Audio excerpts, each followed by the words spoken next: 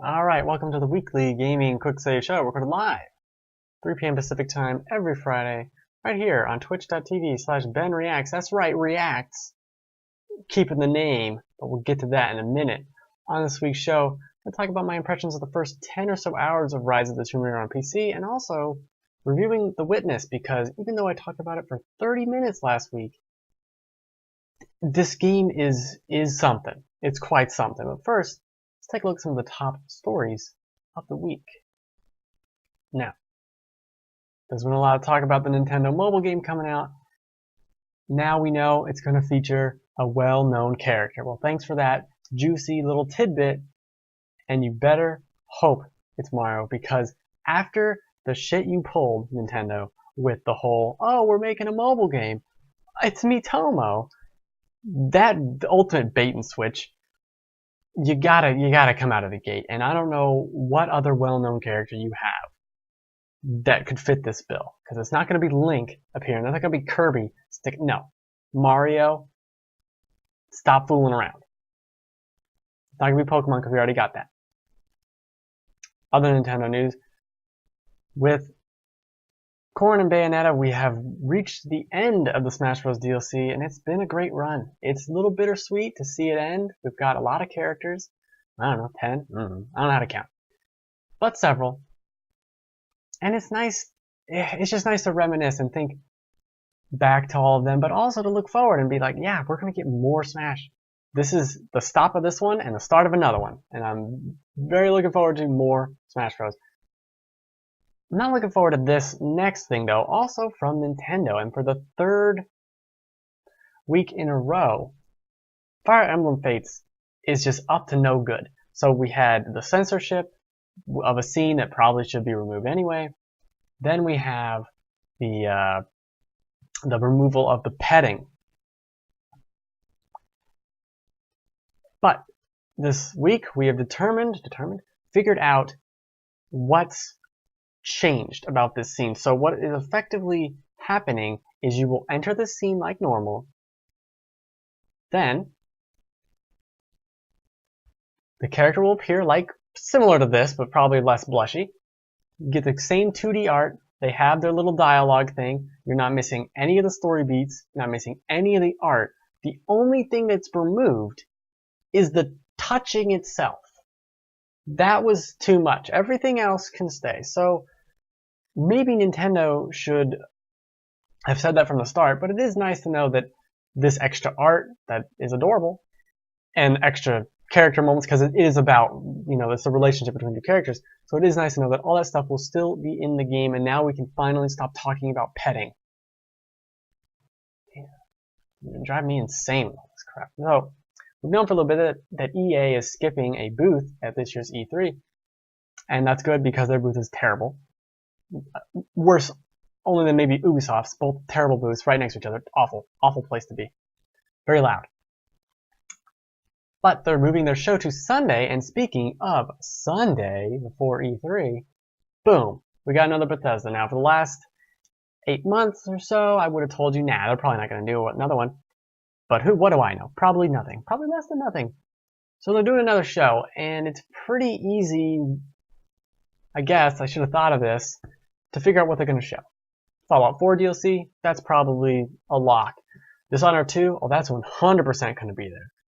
Maybe some Wolfenstein stuff. Maybe some Elder Scrolls Online. Maybe some Doom stuff, even though Doom will already be out at that point. What I'm hoping to see, though, is the Evil Within 2. Loved the Evil Within. Really hoping they come out of nowhere with another one. Loving it. Fix the aspect ratio. That was bad. Don't do that. But anytime we get another Resident Evil 4 game, I'm all over that. All about that. And on Bethesda, I got 2 free titles for you here, alright? Alright? So, okay.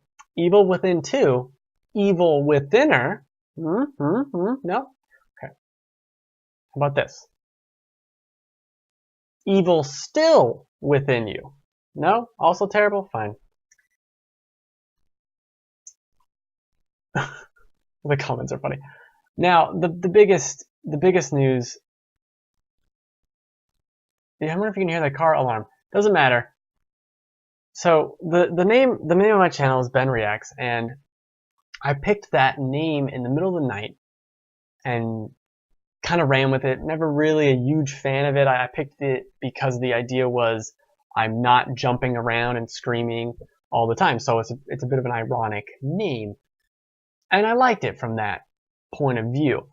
But now, because of what these two goobers have done, well, I'm going to keep the name, and it's going to stay forever. Because I'm stubborn, but I'm also just a little vindictive. I'm like, fuck you, you're doing some weird shit. So now the name stays. Now, additional things of this video they initially put out, which I'm not going to go over the story because who cares at this point. It's over, hopefully. This video they initially put out, they have millions of subscribers, they have a lot of money, they have employees, and yet they managed to put out a video that was so shitty and boring and just like, what the hell are you watching? This is how you're launching a product, and you manage to make it the least exciting thing I've ever seen for something that it's baffling to me. How did they watch this beforehand and not know? These are really strange people. And that's when I realized, and other people have pointed this out too, the Fine Brothers are clearly aliens. They are weird. They are very strange people. And I started thinking more about their videos and how they're edited, and they're kind of doing these like fast cuts and stuff. And you see the people in the videos look up at what I'm assuming to be is them creepily watching you react to something in the room. And that's when I realized they're not editing just for creativity or to, you know, actually edit something. They're editing out the moment that person who's in the room is looking at them and realizes, holy shit, these two guys are aliens.